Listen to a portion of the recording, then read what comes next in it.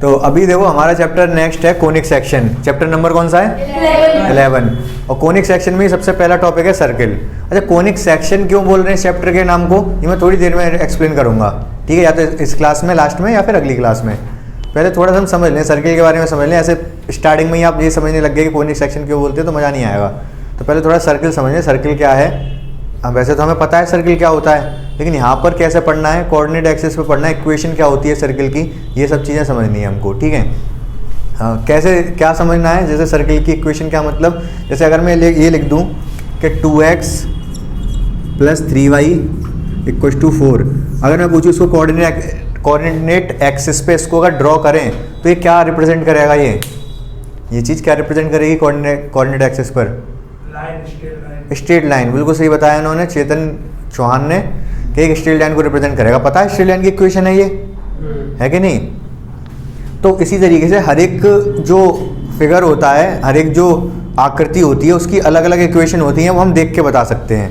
जैसे सर्किल है, सर्किल मतलब ऐसा होता है, इसकी भी एक इक्वेशन होती है, कैसी होगी वो हम भी देखेंगे क्या होता है उसमें। और दूसरा क्या हो सकता है, जैसे अगर स्क्वायर कर दूँ, x² लिख दिया मैंने, x² = 4 ऐसे लिख दिया, तो ये क्या रिप्रेजेंट करेगा? आ रही बस समझ? तो ये सब चीज़ें हमें समझनी है। अच्छा, यहाँ पर x² = 4, ये तो दो वैल्यू हो गई। ऐसे y = 4x², y भी तो होना जरूरी है, या फिर ऐसा कर लो x² + 4y = 0, ऐसा कुछ कर लो। यहाँ पर क्या है कि एक का स्क्वायर हो, एक का स्क्वायर ना हो, x का स्क्वायर y का नहीं, या फिर y का स्क्वायर x का ना हो, एक पैराबोला को रिप्रेजेंट करता है। नेक्स्ट टॉपिक वही है हमारा सर्किल के बाद, मतलब कल जो क्लास होगी वो इसी पे बेस्ड होगी। क्या, जैसे अगर एक का स्क्वायर है एक का स्क्वायर नहीं है, तो ये पैराबोला को रिप्रेजेंट करता है। पैराबोला क्या होता है वो भी अब कल समझोगे। हाँ, पैराबोला वही, थोड़ा वही समझ रहे हो आप, सही। तो कल समझेंगे, फिलहाल हम इसको, फिलहाल आज हम सर्किल समझ रहे हैं, ठीक है। सर्किल की इक्वेशन बेसिकली कैसी होती है, ये तो आप समझोगे अभी जब पढ़ लोगे। फिलहाल थोड़ा सा बता दे रहा हूँ मैं सर्किल की इक्वेशन कैसी होती है। सर्किल की अगर कुछ भी लिखा हुआ है तो x² y² जरूर होगा, ठीक है। x² y² जरूर होगा, और x² y² कोफिशिएंट इक्वल जरूर होंगे, तभी वो सर्किल की इक्वेशन हो सकती है, ठीक है। अगर मैं ऐसे लिख दूँ 4x² + y² = कुछ भी ना लिखूँ तो बेसिकली ये तो एक पॉइंट हो गया। ये कुछ है, एक पॉइंट है, ये पता है आपको? नहीं पता, मैं बताता हूँ। एक काम करते हैं, थोड़ी देर में एक्सप्लेन करता हूँ, अभी नहीं समझ आएगा। फिलहाल आप ये देखो कि x² + y² है, ठीक है, और कुछ हो चाहे ना हो, एक कांस्टेंट टर्म आ जाए या फिर x और y का टर्म आ जाए। जैसे मान लो अगर 2x आ गया, चाहे तो y का भी आ सकता है, 2y आ गया, +4 आ गया, = 0 आ गया, तो ये किसको रिप्रेजेंट कर रहा है? एक सर्किल को रिप्रेजेंट कर रहा है। कब तक करता रहेगा सर्किल को रिप्रेजेंट? जब तक कि x² y² के कोफिशिएंट सेम रहते हैं। अगर यहाँ 2 है या 3 है, अब ये सर्किल नहीं है, ठीक है, लेकिन अगर यहाँ पर भी 3 है तो एक सर्किल है, ठीक है, दोनों के कोफिशिएंट सेम है, तो बाकी किसी से हमें कोई मतलब नहीं है। बाकी कोई, हाँ, बाकी कुछ हो चाहे ना हो, इसको मैं हटा भी दूँ, 2x ना भी हो, x का टर्म ना भी हो, कोई फर्क नहीं पड़ रहा है, y ना हो, कोई फर्क नहीं पड़ रहा, और अच्छा सर्किल और बनेगा यहाँ से तो हमारा, ठीक है। तो ये हो सकता है। अब यहाँ पर माइनस प्लस में तो नहीं आएगा, खैर माइनस ही आएगा ये, क्यों, ये भी अभी थोड़ी देर में समझ में आएगा, क्योंकि होता क्या है, इक्वल में उधर जाके प्लस में आना चाहिए। वो कभी स्क्वायर टर्म नेगेटिव नंबर नहीं देते, x² y² है तो ऑब्वियसली बात है प्लस ही आएगा इधर, ठीक है। थोड़ा समझे, थोड़ा समझ के उतना काफ़ी है, बहुत ज़्यादा समझ में आएगा जब हम चैप्टर थोड़ा आगे पढ़ लेंगे, एक्सरसाइज खत्म कर लेंगे, ठीक है। अब सबसे पहले बात आती है कि सर्किल हम समझने जा रहे हैं, तो सर्किल की डेफिनेशन क्या है। तो क्या डेफिनेशन होती है सर्किल की, कोई बताएगा मुझे? लिख रही है सामने, बताएगा क्या होती है? पढ़ लो, नहीं पढ़ी तो। Collection of all point which are equidistance from a fixed point, ठीक है, that fixed point is called centre of the circle, and distance from fixed point to points are called radius of the circle. समझ रहे हो आप? जैसे होता क्या है कि एक फिक्स पॉइंट होता है, ठीक है, और इससे इक्वल डिस्टेंस पे, मान लो 5 सेंटीमीटर की डिस्टेंस पे एक पॉइंट ले लिया हमने, 5 सेंटीमीटर की डिस्टेंस पे इधर भी एक पॉइंट ले लिया, 5 सेंटीमीटर की डिस्टेंस पे इधर भी एक पॉइंट ले लिया, ऐसे हम पॉइंट लेते गए, और ऑल पॉइंट, सारे पॉइंट ले लिए हमने जितने भी हो सकते हैं। जितने भी पॉइंट हो सकते हैं 5 इस पॉइंट से 5 सेंटीमीटर की डिस्टेंस पे जितने भी पॉइंट हो सकते हैं सारे ले लिए। सारे में तो एक पॉइंट बिल्कुल पास भी होगा, एक बहुत पास भी होगा, ऐसे ऐसे ऐसे करके सारे आ जाएंगे। और सारे अगर आ जाएंगे तो ये क्या बना देंगे, ये सारे अगर पॉइंट ले लोगे 5 सेंटीमीटर डिस्टेंस में सर्कल बन जाएगा। और जो फिक्स्ड पॉइंट है उसको क्या बोलते हैं हम, सेंटर। और यहाँ से यहाँ तक की जो डिस्टेंस होती है उसको रेडियस। ये बात समझ में आ गई आपको? ये सर्कल की डेफिनेशन है, कभी भी कोई आपसे पूछ सकता है। अच्छा, इसकी एक दूसरी भी डेफिनेशन लोकस की टर्म में बोलते हैं। वहाँ पर क्या कलेक्शन वलेक्शन नहीं बोलना पड़ता, लोकस बोल दो काफ़ी होता है। इसकी डेफिनेशन क्या बोल सकते हो आप? हाँ बता रहा हूँ, पहले भी बता चुका हूँ, एक और बार बता दूंगा। Locus of a point which is equidistance from a fixed point. ठीक है। अब यहाँ पर क्या है, लोकस एक पॉइंट को बोलते हैं, बट होता क्या है कि लोकस जैसे यहाँ पर क्या कलेक्शन ऑफ ऑल पॉइंट बोलना पड़ा। अब ऑल पॉइंट मतलब बहुत सारे पॉइंट हो गए। यहाँ पर हम देखो जो वर्ब यूज कर रहे हैं आर यूज कर रहे हैं, ठीक है, विच आर।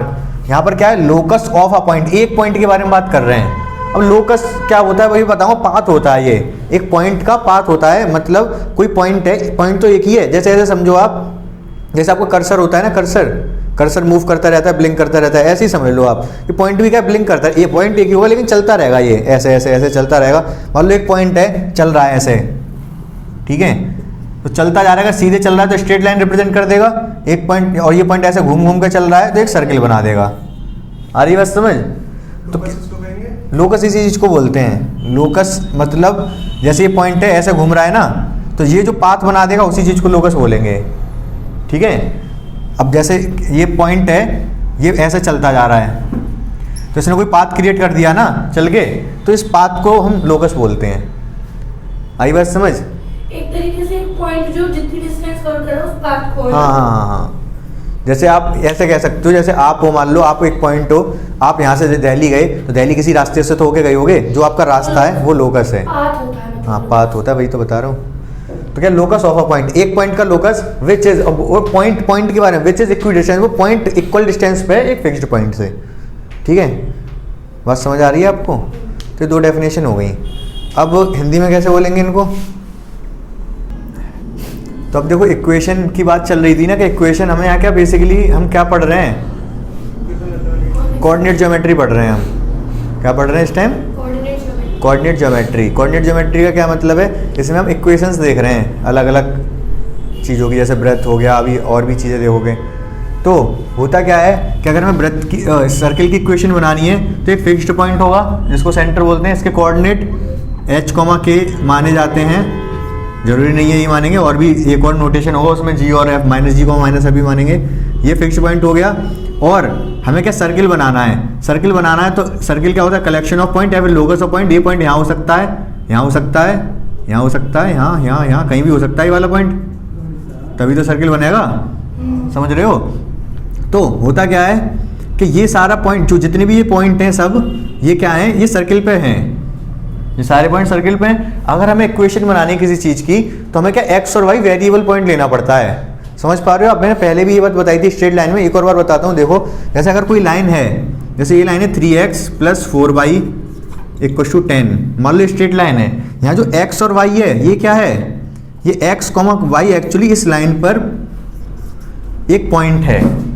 इसमें जो x और y दिख रहा है आपको, इस लाइन पे एक वेरिएबल पॉइंट है। वेरिएबल पॉइंट मतलब इसकी बहुत सारी वैल्यू हो सकती हैं, x, y की बहुत सारी वैल्यू हो सकती हैं, लेकिन वो वैल्यू सारी इसी लाइन पर होंगी, वो सारी वैल्यू इसी लाइन पर होंगी x और y की। इसी तरीके से अगर हमें सर्किल की इक्वेशन बनानी है तो सर्किल पर इस सर्किल पर एक पॉइंट ले लेंगे हम x, y। ये हमने सर्किल पे वेरिएबल पॉइंट ले लिया। अब वो जरूरी नहीं x, y यही है, ये चेंज होके ये भी बन जाएगा, ये भी बन जाएगा, ये सब कुछ यही है। ठीक है, जैसे भगवान कहते हैं ना सब कुछ मैं ही हूँ इसमें दुनिया में, ऐसे ये x, y सब कुछ यही है। तो कौन कहता है? पंडित नहीं, अरे गीता में श्री कृष्ण ने कहा है कि मैं सब कुछ मैं ही हूँ और मैं कुछ भी नहीं हूँ। तो ये बात आपको समझ आ गई होगी। ठीक है, तो अब इसी तरीके से देखो आप, मुझे एक बात बता दो, ये वेरिएबल पॉइंट है, कहीं भी हो सकता है। अच्छा, इन दोनों के बीच की डिस्टेंस को क्या बोलते हैं हम? रेडियस। रेडियस। यहाँ पे डिस्टेंस फॉर्मूला लगा दूं मैं, तो क्या होगा? x माइनस एच का स्क्वायर प्लस वाई माइनस के का स्क्वायर, अंडर रूट में लेना पड़ता है ये, और ये क्या हो जाएगा? r। स्क्वायर कर दूं अगर बोथ साइड, तो x माइनस एच का स्क्वायर प्लस वाई माइनस के का स्क्वायर इक्वल टू r का स्क्वायर। ये सर्किल की एक इक्वेशन है, स्टैंडर्ड फॉर्म है ये इक्वेशन ऑफ सर्कल। ये बात समझ आ गई आपको? जिसमें h और k क्या है? सेंटर ऑफ सर्किल h, के, और r क्या है? Radius of the circle. इतनी बात क्लियर है आपको? ठीक है। एक और सर्किल की इक्वेशन होती है, उसको हम डिस्कस करेंगे, लेकिन अभी मैं बताता हूँ कब डिस्कस करना है उसको डिस्कस करते हैं हम 9th क्वेश्चन के बाद। 9th क्वेश्चन को पहले इसी वाले तरीके से बताऊंगा, फिर एक और इक्वेशन है उसके तरीके से बताऊंगा, ज़्यादा समझ आएगा आपको। तो पहले आप क्वेश्चंस पे आ जाओ आप जल्दी से। करवा दे रहा हूँ, एक देख लो जल्दी से। ये सेंटर के कोऑर्डिनेट दे रखे हैं, ये रेडियस दे रखी है, तो इक्वेशन क्या होगी? x माइनस 1/2 का स्क्वायर प्लस y माइनस 1/4 का स्क्वायर इक्वल टू रेडियस का स्क्वायर 1/12 का होल स्क्वायर। तो क्या होगा? ये x square plus 1/4 minus x, 2 से 2 कट जाएगा, plus y square plus 1/16 minus y/2 equal to 1/44। तो इक्वेशन क्या बची? X square. अच्छा, एलसीएम ले लूँ क्या? ज़्यादा सही रहेगा, एलसीएम ले लो। कितना? 144। 144 से मल्टीप्लाई कर दो सब में, 144 से मल्टीप्लाई कर दो सब में, तो क्या आएगा? 144 एक्स स्क्वायर। ये कितनी बार जाएगा? 144 से कितनी बार काटेगा ये? 3 बार, और फिर 6। ये 144x 144y स्क्वायर, ये 16 से कितने? 9 बार, और ये y/72 72y इक्वल टू 1। अब अच्छे से लिख दो थोड़ा, 144x स्क्वायर, वाई स्क्वायर वाला इसके साथ 144y स्क्वायर, इसके बाद x वाला टर्म, x वाला कहाँ है? ये आपके सामने -144 है। ये गलत लिख दिया क्या मैंने? ये -144x, y वाला 72y, इसके बाद कांस्टेंट 36 प्लस 9 45 और -1 44 प्लस 44 इक्वल टू 0। ये स्टैंडर्ड फॉर्म बना दी हमने सर्किल की। एक्स स्क्वायर का कोफिशिएंट, एक्स स्क्वायर वाली टर्म, वाई स्क्वायर वाली टर्म, एक्स वाली टर्म, वाई वाली टर्म, कांस्टेंट टर्म 0। तो ये जरूरी क्या? जरूरी कोई ज़रूरी नहीं है, बस एक्स स्क्वायर वाई स्क्वायर होना चाहिए, बाकी कुछ होना हो। तो ये सर्किल की इक्वेशन बना दी हमने, आप भी बना सकते हो। ठीक है। और अगर 1 नंबर में आए तो आप यहीं से छोड़ दो, इतना ही पूछना चाह रहा है वो कि आपको पता है कि नहीं। 2 नंबर में आए तो इतना करके दिखा दो। ठीक है। और एक और बताऊं, ये बताऊं, 5th कर ही लोगे, आसानी है। ठीक है। In each of the following exercise find the, अब 5th 6th से देखो आप, 6th वाले में सेंटर और रेडियस तो बता ही सकते हो आप। अब देखो इन क्वेश्चन में क्या करना है, लिखा नहीं है मैंने, लेकिन बता दे रहा हूँ। इसमें सेंटर फाइंड करना है और रेडियस फाइंड करनी है। इसमें तो बहुत आसान है। दामिनी बता दो मुझे, आप छोड़ो, आपने चाय नहीं पी थी, तुम बताओ सेंटर क्या है? हाँ, 5 और 3। दिमाग सही है तुम्हारा? चारों आप बताओ सेंटर क्या है इसका? हाँ सेंटर, हाँ वो है -5,3। ये क्या है? सेंटर के कोऑर्डिनेट। और रेडियस कितनी है? रेडियस 6। ये हाँ, ये 6 का स्क्वायर है 36। और सेंटर के कोऑर्डिनेट क्या होंगे? x माइनस h होता है, तो -h है, तो आपको इसको चाहो तो लिखना चाहो तो ऐसे लिख सकते हो, तो -5 आएगा ना। और ये -3 है, तो ये सही है, माइनस है, ठीक है, तो 3 हो गया। आई बात समझ? तो -5,3 सेंटर के कोऑर्डिनेट हो गए और रेडियस हो गई 6। कोई इसमें दिक्कत वाली बात नहीं है। ठीक है। अब देखो यहाँ से जो क्वेश्चन नंबर 7 है, इसमें 2 तरीके हैं करने के। एक तो हम जनरल फॉर्म पता कर लें सर्किल की, तो उससे पता चल जाएगा, या फिर हम इसको कंप्लीट स्क्वायर बना के भी कर सकते हैं। आप एक चीज़ देख पा रहे होगे यहाँ पर, ये जो इक्वेशन है सर्किल की, इसमें ये एक कंप्लीट स्क्वायर है, ये एक कंप्लीट स्क्वायर है प्लस कांस्टेंट टर्म है, यही तो है। इसी तरीके से हम यहाँ पर कंप्लीट स्क्वायर बना लें, x² -4x इसके साथ कुछ ले लेंगे, देखेंगे क्या, वाई स्क्वायर माइनस 8y, ठीक है, इक्वल टू 45। ये बात समझ आई आपको क्या किया मैंने, x वाले एक तरफ y वाले एक तरफ, कांस्टेंट टर्म एक तरफ। अब मुझे अगर इसको कंप्लीट स्क्वायर बनाना है तो कितना जोड़ दूं इसमें, 4 जोड़ना पड़ेगा। इसको कंप्लीट स्क्वायर बनाना है तो कितना जोड़ दूं इसमें भैया, मतलब इसमें जो 4x लिखा है इसमें एक तो वही है ना 2, फॉर्मूले का 2 एक तो, और दूसरा 2 है, उसका स्क्वायर तो ऐड करोगे। कंप्लीट स्क्वायर ध्यान है आपको या नहीं, बता दूंगा मैं अभी। देखो आप, जैसे यहाँ से तो आपको समझ नहीं आएगा, यहाँ से बहुत आसान है, ऐसी समझ आ रहा है, कोई टफ से बताऊंगा। आपने +4 कैसे लिखा ये बताओ, ये समझ नहीं समझ आया तो रुको बता ही देता हूँ फिर। जैसे ये x square plus 3x equal to 0 है मान लो, हमें इसको कंप्लीट स्क्वायर बनाना है, इधर चाहे कांस्टेंट टर्म कुछ भी आ जाए, 4 ले लो, नहीं तो होगा क्या, आप ऐसे लिखोगे, देखो फॉर्मूला क्या होता है, a प्लस बी का होल स्क्वायर क्या होता है, a का स्क्वायर प्लस b का स्क्वायर प्लस 2ab, यही तो फॉर्मूला होता है। तो a क्या है यहाँ पर, एक्स स्क्वायर है तो एक्स स्क्वायर है, ठीक है, प्लस अगर ये 2e वाले टर्म है, ये वाला कौन सा टर्म है, ये 2ab वाला, तो 2 तो है नहीं हमारे पास, लिख लेंगे हम अपनी मर्जी से, ठीक है, फॉर्मूले में आता है क्योंकि। इसके बाद a चाहिए, a मतलब x चाहिए, x है हमारे पास, उसके बाद हमें b चाहिए, b का हमें पता नहीं है, 3 है ना, यही b है हमारा, बट हुआ क्या, हमारे पास तो 3x था केवल, तो ये 2 कहाँ से आया, फिर ये 2 ऐसे आया कि हम इसमें डिवाइड कर देंगे 2 का। अब आप देखो 2 से 2 कट जाएगा, ये एक्चुअली 3x ही है ये, बट हमने 3x को दूसरे फॉर्म में कन्वर्ट कर दिया। आई बात समझ, बोलो थोड़ी थोड़ी। अब आप एक चीज देखो, होता क्या है, फॉर्मूला क्या होता है, a square 2ab plus b square, b क्या है यहाँ पर 3/2, तो 3/2 का स्क्वायर चाहिए भी तो होगा हमको, b का स्क्वायर चाहिए होता है, तो 3/2 का स्क्वायर इधर भी ऐड कर देंगे और 3/2 का स्क्वायर उधर भी ऐड कर देंगे, कोई फर्क नहीं पड़ेगा ऐसे करने से।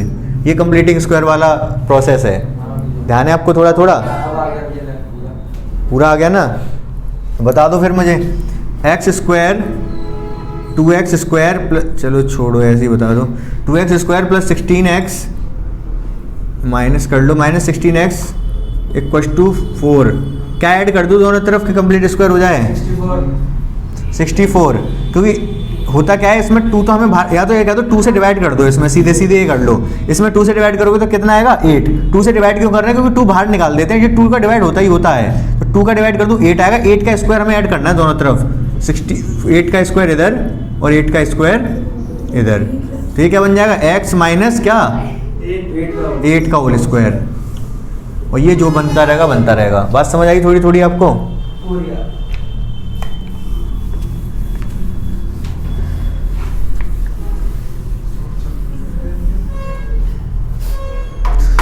तो यहाँ से आप ध्यान दो, आप ये क्या हो जाए, ये क्या बन जाएगा, ये 4 क्यों ऐड किया मैंने, क्योंकि 2 का डिवाइड किया तो कितना आएगा 2 आएगा, तो 2 का स्क्वायर ऐड करना है मुझे, स्क्वायर करके ही लिखा करो तो आपको कन्फ्यूजन कम होगी।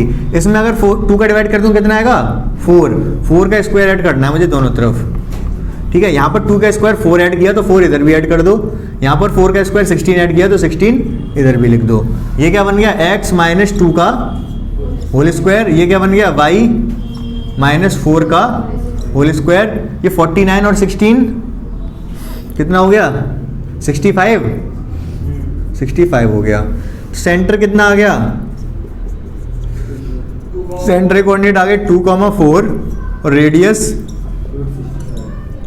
√65। ये ध्यान रखना, बस 65 मत लिख देना कभी गलती से, √65 होगा ये। बात समझ आई आपको ये अच्छे से, बोलो। तो इसी तरीके से इस क्वेश्चन को भी कर सकते हैं हम, क्वेश्चन नंबर 8 है शायद ये, देख लेना जो भी है। यहाँ पर क्या पहले x और y के कोफिशिएंट को हम 1 बनाएंगे, तो 2 का डिवाइड कर दूँ सब में, एक्स स्क्वायर हो जाएगा यहाँ पर, यहाँ वाई स्क्वायर हो जाएगा, यहाँ x/2 हो जाएगा, और यहाँ पर हाँ हाँ कंप्लीट स्क्वायर में ही तो ये भी तो यही करते थे, कंप्लीट स्क्वायर जब करते थे तो x और y कोफिशिएंट को 1 बनाते थे ना। या तो 4 हो तो 2x का स्क्वायर लिख दोगे आप, यहाँ जब 4 होता तो 2x का स्क्वायर लिख सकते थे ना। अब 2x इसको √2 का x का स्क्वायर तो लिखोगे नहीं, इससे अच्छा 2 का डिवाइड कर लो, तो x स्क्वायर रह गया, y स्क्वायर रह गया। अब कंप्लीट स्क्वायर बनाना है हमको, तो y स्क्वायर तो कंप्लीट ही है, क्यों, क्योंकि y का टर्म नहीं है इसमें, ये स्क्वायर ही है ये, ठीक है। x का ये कंप्लीट स्क्वायर नहीं, क्योंकि x का टर्म भी है, x स्क्वायर का टर्म भी है, x का टर्म भी है, तो x स्क्वायर लिखेंगे माइनस x/2 लिखेंगे, और इसमें अगर मैं 2 से डिवाइड करूँ तो क्या आएगा एक्स तो छोड़ो, एक्स को छोड़ो, 1/4 2 का डिवाइड करूंगा तो 1/2 ऑलरेडी है, ये एक 2 का डिवाइड और कर दूंगा तो 1/4 हो जाएगा। यही तो किया था हमने, 4 था, 2 का डिवाइड किया था 2 आया था। यहाँ पर 1/2 में 2 का डिवाइड करूंगा तो क्या आएगा 1/4। तो हमें करना क्या है 1/4 ऐड कर देना इधर भी, और y² तो लिख ही दो, 1/4² ऐड कर देना है उधर भी, इधर भी ऐड किया उधर भी ऐड किया। ये क्या बन जाएगा x - 1/4 का होल स्क्वायर प्लस y का स्क्वायर, ये 1/4 का होल स्क्वायर। ठीक है, सेंटर आ गए 1/4, 0 1/4, 0 को भी y² लिखा हुआ है, और रेडियस आ गई 1/4 नहीं 1/4 स्क्वायर लग रहा है ना, स्क्वायर ना लग रहा होता तब 1/2 होती। बात समझ में आई आपको अच्छे से? बोलो क्लियर है? अच्छा,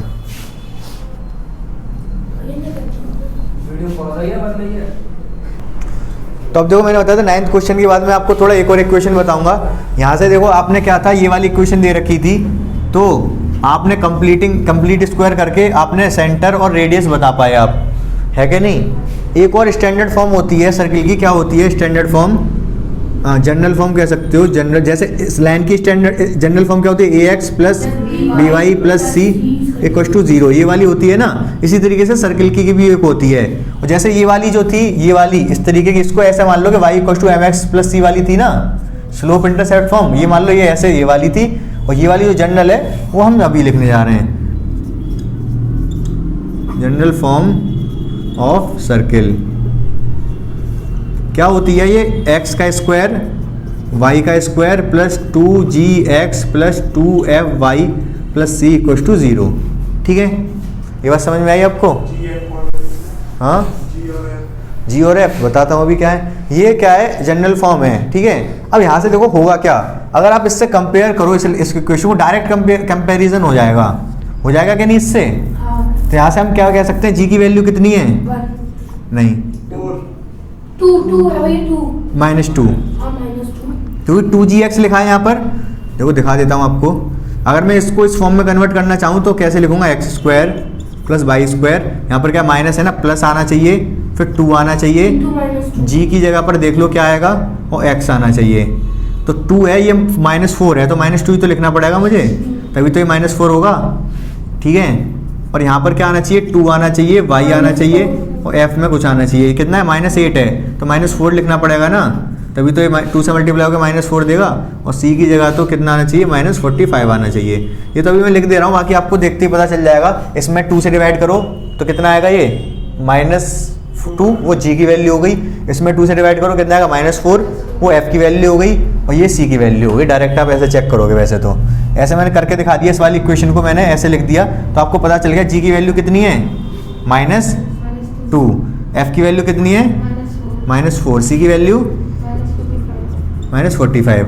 इससे डायरेक्ट कंपेयर करके ये बता सकते हो कि नहीं आप।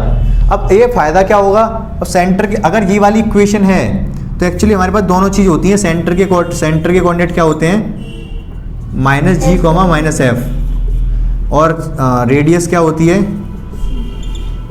रेडियस होती है आपकी √g² + f² - c। बात समझ आ रही है आपको? देखो मैं सब कुछ मिटा देता हूँ, आप बस आंसर याद रखना। आपको कन्फ्यूजन हो रही है बहुत ज़्यादा, क्या क्या कर दिया मैंने। ये एक तो मैंने ये सॉल्व किया था, तो मैं सॉल्यूशन हटा दे रहा हूँ। ठीक है, कंप्लीटिंग स्क्वायर सॉल्व किया था ना, और अब मैं ये भी हटा दे रहा हूँ। ठीक है,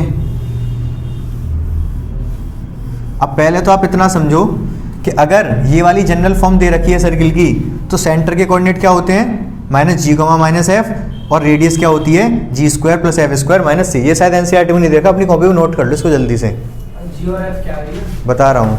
अब इसको नोट करो, इतना नोट करो पहले आप ये चीज़।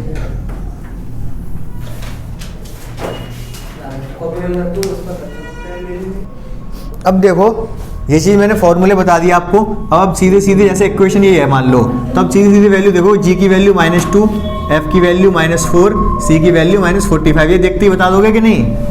देख, अब तो रेडियस सेंटर कितना हो जाएगा, सेंटर के कोऑर्डिनेट -g, -f, ये माइनस साइन के साथ रख दो 2, ये माइनस साइन के साथ -4 है तो प्लस हो जाएगा +4। ठीक है, ये सेंटर कोऑर्डिनेट। रेडियस क्या होगी, रेडियस हो जाएगी जी स्क्वायर, जी कितना है 2, 2 का स्क्वायर 4, एफ स्क्वायर 16 माइनस सी, इस माइनस को माइनस करोगे प्लस का 45 रूट 65। तो दोनों चीज़ें मिल गई कि नहीं, कंप्लीटिंग स्क्वायर नहीं करना पड़ा। समझ पा रहे हो आप? तो ये जनरल इक्वेशन से इतना फ़ायदा होता है कि हम सेंटर और रेडियस डायरेक्ट बता सकते हैं। ठीक है, क्लियर है बात अच्छे से है या नहीं? अभी देखो इस वाले फॉर्मूले से इसको और देख लो आप जल्दी से। ये क्या इक्वेशन दे रखी थी, जो भी क्वेश्चन था 2x square plus 2y square minus x equal to 0। अगर इससे कंपेयर करना है तो यहाँ पहले x और y के कोफिशिएंट क्या होने चाहिए 1, डिवाइड कर दो 2 से सब में, x square plus y square minus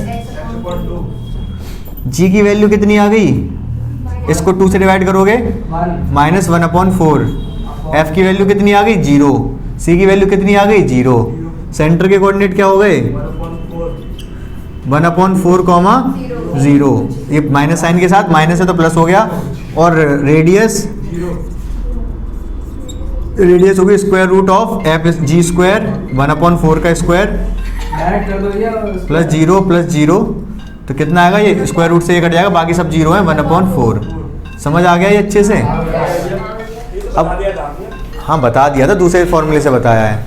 अब आपको करना क्या है कि बाकी क्वेश्चन आप खुद से ट्राई करोगे, खुद से करने की कोशिश करो, हो जाएंगे, टफ नहीं है। ठीक है, तो नेक्स्ट शुरू करेंगे, अगर कुछ डाउट होगा तो बता दूंगा मैं।